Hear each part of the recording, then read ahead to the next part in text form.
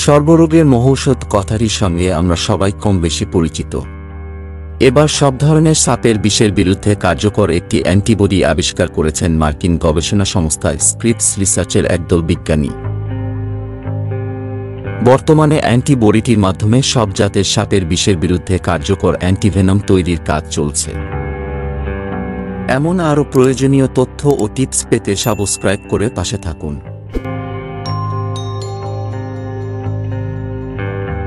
বিজ্ঞানীদের দাবি, নতুন অ্যান্টিবডিটি আফ্রিকা, এশিয়া ও অস্ট্রেলিয়ার বিভিন্ন প্রজাতির সাপের বিষের বিরুদ্ধে সমানভাবে কাজ করে। এই অ্যান্টিবডি সম্পর্কে সায়েন্স ট্রান্সলেশনাল মেডিসিন জার্নালে একটি গবেষণাপত্র প্রকাশিত হয়েছে। বিজ্ঞানী ও গবেষণাপত্রের সহগবেষক আইরিন খালেক বলেছেন, আমরা মনে করি 4টি অ্যান্টিবডির একটি ককটেল সম্ভাব্যভাবে বিশ্বের যে কোনো সাপে কাটার বিরুদ্ধে চিকিৎসায় সর্বজনীন অ্যান্টিভেনম হিসাবে কাজ করতে পারে। স্ক্রিপস রিসার্চের বিজ্ঞানী এবং গবেষণাপত্রের প্রধান জোসেফ জার্ডিন জানিয়েছেন, সাপের কামড়কে চিকিৎসার অগ্রাধিকার হিসেবে বিবেচনা করা হয় না। এজন্য সাপে কাটায় চিকিৎসার উন্নতির ক্ষেত্রে তুলনামূলকভাবে খুব কম অর্থ পাওয়া যায়। কিন্তু যাদের পরিবার এবং জীবিকা তাদের কৃষিকাজের ক্ষমতার উপর নির্ভর করে, সেই পরিবারের জন্য সাপের কামড়ে জীবন হারানো বা অঙ্গ হারানো বিধ্বংসী হয়ে ওঠে। জার্ডিন বলেন, নতুন অ্যান্টিবডি অসংখ্য সাপের প্রজাতির বিষের বিরুদ্ধে কাজ করে। প্রতি বছর এশিয়া ও আফ্রিকার বিভিন্ন দেশে 1 লাখের বেশি মানুষ সাপে কাটার বিষক্রিয়ায় মারা যান। তাদের রক্ষায় নতুন অ্যান্টিবডিটি কাজ করবে। বর্তমান একটি অ্যান্টিভেনম নির্দিষ্ট প্রজাতির সাপের বিষের বিরুদ্ধে কাজ করে। ফলে বিভিন্ন প্রজাতির সাপের কামড়ে আক্রান্ত ব্যক্তিদের চিকিৎসার জন্য আলাদা অ্যান্টিভেনম তৈরি করতে হয়।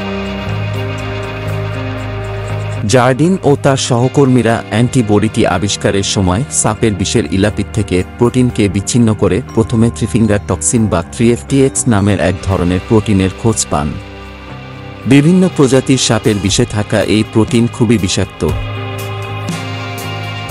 এই প্রোটিনের কারণে মানুষের পুরো শরীর পক্ষাঘাতগ্রস্ত হয়ে পড়ে।